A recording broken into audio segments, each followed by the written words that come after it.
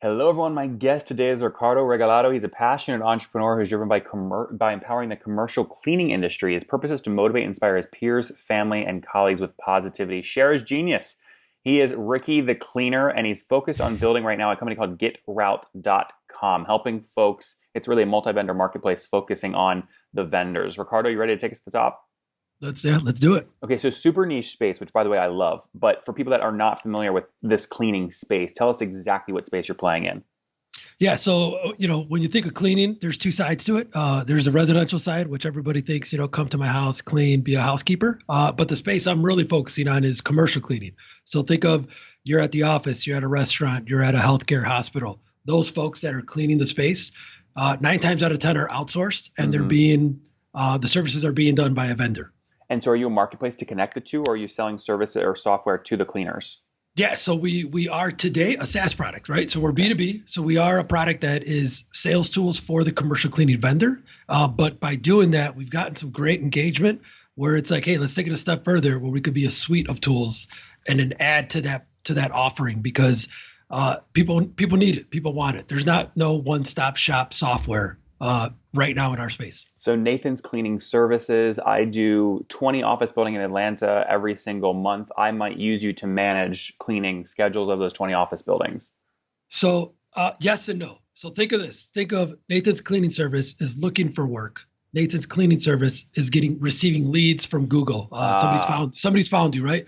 Where we come in is we from that step forward is we are a walkthrough tool. We're arriving on site and we've digitized the pen and paper process. So instead of capturing notes and taking photos with your camera phone and then all that being done again in the office, you have an app now that we capture the photos, you take the square feet measurements, you write all the hot points, and it's in the app itself.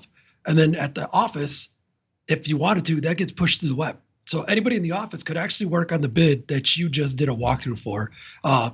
In Chicago, and you could be in Philadelphia. So just to be clear, you don't have employees all around the world, but I can upload my photos when I'm walking through Atlanta of the office building to your application to store them and organize them. Correct. You got it. I see. So, and that's the first step, Nathan. So that's the walkthrough. In our industry, the walkthrough is the foundation of everything. Then you get to bidding and estimating, calculating your price point, and then you get to the proposal. And every step, all that data is getting pushed. And so why are you better than Excel? I imagine people use probably Excel for this. Why are you better than Excel? Yeah. So Excel is great to come up with that price, right? They've got the pivot tables of formulas. But what we've done is we've digitized that walkthrough because what people have done is they've taken those notes and go back to the office, upload it on Excel, and then calculate, right? Yep. Where us capturing the photos and the square footage and taking those notes, now when a client calls back for carpet cleaning, when a client calls back for window washing, when they call back for adding 3 days of service, those photos are always there as a portrait of the space. So what do people pay you for this? So we got two products right now. It's a $50 a month starter plan and then $130 a month growth plan for those because the industry is fragmented. 90% is operating at under $1 million in revenue. The rest are the big boys, right? ABM, Aramark, Sodexo, where we're not focused on those. We're focused on the small mom and pop shops to help, really just drive the economy, raise the threshold and the bottom line pricing, because that's what we're solving is,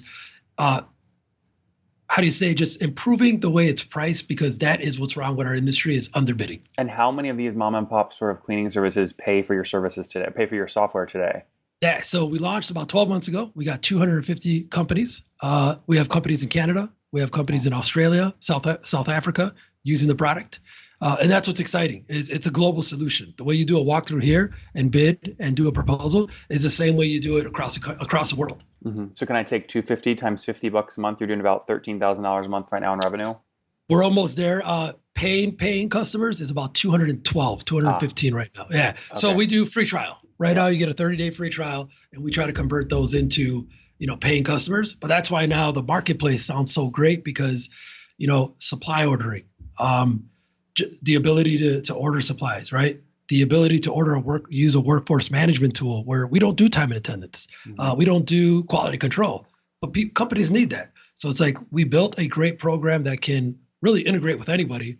Let's bring those all together and really give these small business owners the power of data and technology. So launched in 2020, you now have 212 customers, $50 a month, about $10,500 a month in revenue, scaling from there. Have you bootstrapped or raised? Bootstrapped. I love that. Got one angel investor. How much did they put in? Yeah. Well, actually two. I'm sorry. One just put another 25K in. So I have two at 25K. Okay. Eddie Lou here in Chicago, and Chris Deutsch here in Chicago. Okay, so 50 grand in. And how much equity do you give them? It's a safe note. So so we had a safe note going right now. It's Eddie's got a little bit more. He's been an advisor, and he's pretty much been with me since we started. Yeah. Kind of guiding me through the waters of VC and fundraising. Because man, I never raised money before. I owned the cleaning business, and I've grown that to a $10 million in revenue business. And I never asked for money there, right? But with technology, now I see why people raise, but then I see how people get down the rabbit hole of raising too, because it's almost like a necessity. But we've got to the point where we know the investors that we want to team up with. Mm-hmm. And I appreciate it of that, because is the safe capped or is it uncapped? It's capped. Would you cap it at, out of curiosity? Yeah. No, we capped it at 4 million. And how'd you come up with that number? We had our first attempt at fundraising, and we went the VC round, right? Nathan, something I learned too early. Right. Mm-hmm. That was pre-revenue. We shouldn't have gone that route, but it helped me open the doors to speak to a lot of people where now they're keeping in touch. Now, when we go back and we've gotten to the MRR that Chicago Midwest wants you to be at, it's going to be an easier conversation. Mm-hmm. You built a cleaning. When did you launch your cleaning company? Not the software. 7 years ago.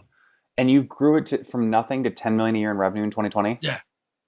I mean, is that profitable? How much did you make on 10 million?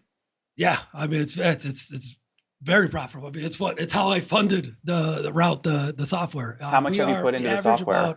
We average about 8 to 12% net margins right now. Yeah, is the net. Our gross is more about 30, 34%, but it's very competitive. So that depends on if it's a multi-site location, if it's a one-off location. So those can vary. Mm-hmm. How much from your cleaning business, cash-wise, did you pump into the software product to build it out? So we put about 700,000 in. That's how much I bootstrapped. Okay. And are you full owner of the cleaning company? The cleaning company is my wife and my cousin and I. I see. So it's a family business. That's why I'm able to focus on route today dude, when I say family, I've got 17 family members between my wife's side and my side. And they're killing it though. They're rocking it out. They're letting me focus on the software product because they see that as the vision or as just a potential of what this all could turn into. And it all came from cleaning, man. Mm-hmm.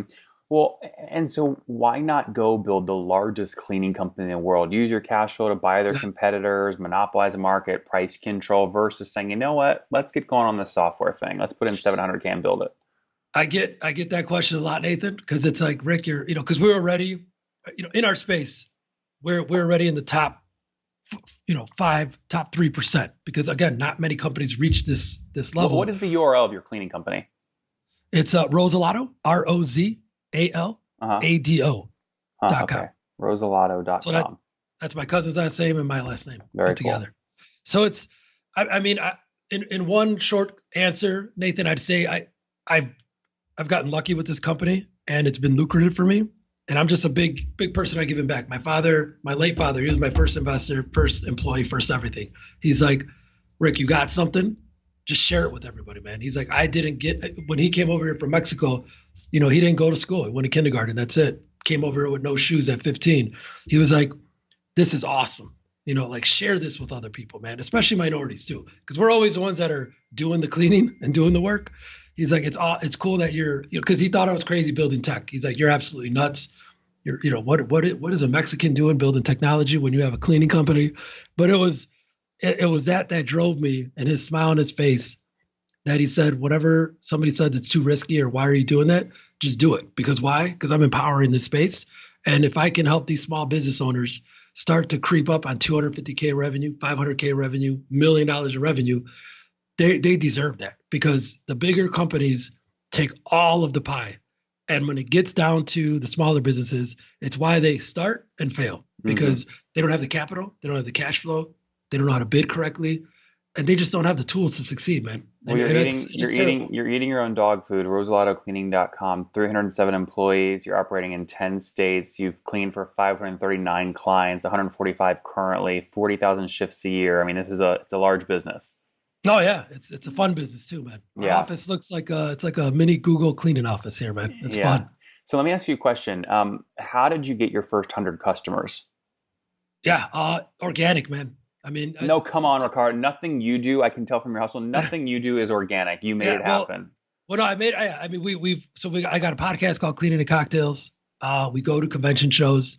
I do a lot of sharing, man. I give value back and I ask for nothing in return. So I think it's built some credibility to a lot of the cleaning industry where we have like 3 Facebook groups. It's surprising that social media has worked for us. It was a surprise, but now I see why. Because What's it's the the name small of the business Facebook? community. What's the name of the Facebook? One of the Facebook groups. So we got Commercial Cleaning Mastermind Group, Yep. and then we got Route Cleaning, cleaning quoting and bidding estimates or something like that. Oh, it's a long Fascinating. name. I would never guess that there would be a Facebook group for commercial cleaning, but I Oh, guess dude, there's 20,000. We got 20,000 members. 20,000. And Clubhouse. I just had a room. 70 people were in the room, all cleaning professionals that had never heard of Route. Besides like the big guys, how many commercial cleaning mom and pop shops are there in the United States? Yeah. So quick stats. There's about 930,000 companies in the U.S. There is 30,000 of them are those big boys. Mm-hmm. There is 610,000 that are commercial cleaning. And then about 300,000 to 400,000 is that residential space. And when you think of those residential too, it's 1099s, literally 1 or 2 people, where they still need tools. So if anything, if you can get sales, you can grow your business. And then I know those other CEOs of the workforce management solutions in our space that they love that we're trying to get them there because it's overwhelming. I was there. If you're the, sales guy, you're doing the cleaning, you're training, you're inspecting the accounts, you're running marketing automation, you're buying supplies, payroll, accounting, dude, it's a lot. I mean, yep. 32,000 new cleaning companies hit the market. 50% of them fail. Mm-hmm. Talk to me about how you're building this on the software side of the business. What's the team size today? How many folks? Yeah, so I got a co-founder, Joe Grotto, who's my chief product officer, like chief marketing officer. This kid wears a lot of hats. Self-taught coder. He's my right hand with technology. He's just a smart dude, man. I've got Greg Berg, who is my head of customer success, / chief experience. Right? The titles don't really mean much today. How many people though total? It's 5. Oh, you got 5 of you guys. Okay. And did you split with your co-founder 50-50 or what?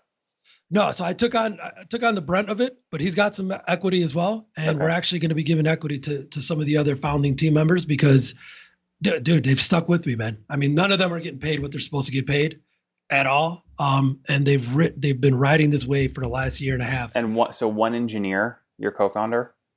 No, so 2 engineers. There's 1 full stack engineer, and then my co-founder's an engineer as well, and then I've got a front end developer. So 3. And then we've got a designer. He's self-taught though, right? So he's still learning how to be a UX UI guy. Got it. Very cool. And then we have biz dev, and then 1 biz dev. So does the biz dev guy carry a quota or no? No, right now, not really. He's my other side of just sharing value, adding content because he does sales for me on Rosalato. Mm-hmm. So it's like he knows the space. He's walking in their shoes. So that's where he brings value for our customers. Yep. And talking about churn, what's your monthly churn look like? Yeah, so I think last time we checked, it goes up and down. It's 8 to 12% is our churn, but we know why. Why? We know it's 1.0 version right now, right? We're just a sales tool today. That's why we want to add multiple features to become more sticky because we're a luxury. We know it. We're a luxury item today. Wait, why are you a luxury item if every home cleaning service needs to do quoting and bidding and store photos, etc.? Well, I take that back, Nathan. But tell me what you think of this. We're a great tool to improve their pricing, but if they don't win the proposal, because we don't guarantee that you're going to win the proposal with our bidding, right? It's not like it's proprietary or a secret sauce. It's just streamlining and improving the efficiencies. But our goal is taking it from the proposal to then taking it to the next step of billing, right? Because now it's important. Now invoicing becomes a key indicator to success of that contract and that bid. Mm-hmm. Because what we've seen, obviously, there's some little gaps in the application. It was our first shot at building it, right? Where they've told us the feedback has come. Rick, give us a little bit of lighter CRM. There's no real client location system within the platform. It's fast, it's quick, but there's a step where it's a little in our section area by area. So I'm dummying it down a little bit. I understand. In the case of we're going to make it a camera app, man. It's going to be universal where at one point, I'm going to send this to Nathan. You're my client because of COVID. contactless. You don't want vendors in your space. Here's the Route app. You do the walkthrough for me. Yep, I understand. So are you spending any money to get these customers? What's your CAC? Oh man, our CAC right now is about 315, 320. $320? Yeah. Okay, so $320 to get at that $50 a month customer. So you're talking like 6-7 month payback sort of time frame. Yeah. Where are you spending that money? Right now, that was our CAC really probably a few months ago because we did some test runs, Nathan. We really have not been spending much money. I mean, we're depending right now on the social media approach is what's gaining. So what are you doing in the face? I was gonna say, what are you doing on the face? Well, two quick questions here because we're almost out of time. How many podcast downloads does each episode get in the first week that it's live? So we get probably about 600 to 800 downloads. Yep, and it doesn't really matter how much, as long as there are 800 people that are potential customers, right? So it's targeted. Yeah. And what do you do? Every single user is a user on that. What do you do? What do you do in the Facebook group to keep people engaged? Is it just a constant posting schedule or what? Yeah, constant posting schedule. I do videos of the features of using it in real time, using it in real life. We get good engagement when we do that. And then we've had an ebook campaign going right now. We're on number 3. We're guaranteeing 24 ebooks throughout the year. And we're taking them from the walkthrough literally to staffing, hiring, using a little bit of my Rosalado experience to give these, users to know like, hey, we're not just talking sales here, man. We're going to give you value across. What's the ebook title? It's multiple titles. Like the one that we just did last week was the 5 steps, the 5 areas in how to look for a contract. The first one was the 8 steps of performing a walkthrough to sale. A lot of content. We love it. On that note, Ricardo, let's wrap up with the famous 5. What's your favorite book? My favorite book, dude, man, 2 books. I just read Crushing It. I had COVID 2 weeks ago, so I had 10 days of quarantine. Oh man, well, I'm glad you're healthy now. I read Crushing It, and I read Traction, the new EOS system. Number 2, is there a CEO you're following or studying? I'm following Gary Vee, man. I really am. People want me to be the Gary Vee of cleaning. So. Number 3, what's your favorite online tool besides your own? Besides my, I love Slack. Number 4, how many hours of sleep to get every night? 3. And Ricardo, that's not healthy. Come on. I got a 3-month-old right now. That's crazy. You would die if you only slept 3 hours a night. No, yeah. Usually about 5 to 6 is good for me. I see. Okay. 3 to 4 with a 3-month-old. And is that your only kid or do you have more? I got a 2.5-year-old too. Okay, so married and 2 kids? Married and 2 kids. And how old are you? 38. Last question. What's something you wish you knew when you were 20? Entrepreneurship, man. I wish I knew more about entrepreneurship. Guys, there you have it. Built his own cleaning service, started 7 years ago, up to $10 million in revenue. Now said, let me build software to help myself. He's also convinced 212 other cleaners to sign up for his product at $50 a month. They just passed $10,000 a month in revenue. He has put personally $700,000 in the company from his cleaning business to build the software. Another $50K from advisors and investors on a safe. At a $4 million cap. Team of 5 people right now, 3 engineers, 1 sales biz dev guys. They look to continue to scale with their podcast, Facebook group, and other community-driven channels. Again, creating a unique advantage in the cleaning space here. Ricardo, thanks for taking us to the top. Thank you, Nathan. Appreciate it, man.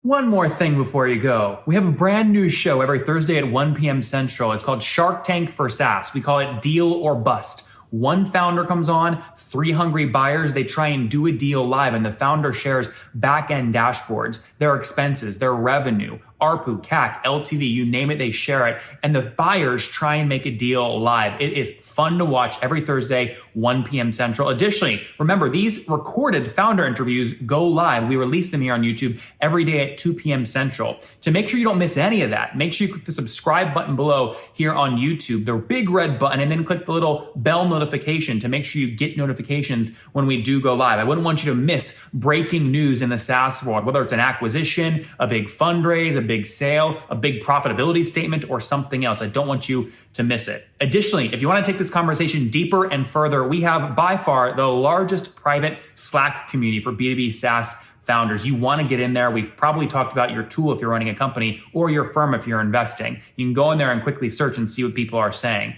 Sign up for that at nathanlatka.com /Slack. In the meantime, I'm hanging out with you here on YouTube. I'll be in the comments for the next 30 minutes. Feel free to let me know what you thought about this episode. And if you enjoyed it, click the thumbs up. We get a lot of haters that are mad at how aggressive I am on these shows, but I do it so that we can all learn. We have to counter those people. We got to push them away. Click the thumbs up below to counter them and know that I appreciate your guys' support. All right, I'll be in the comments. See ya.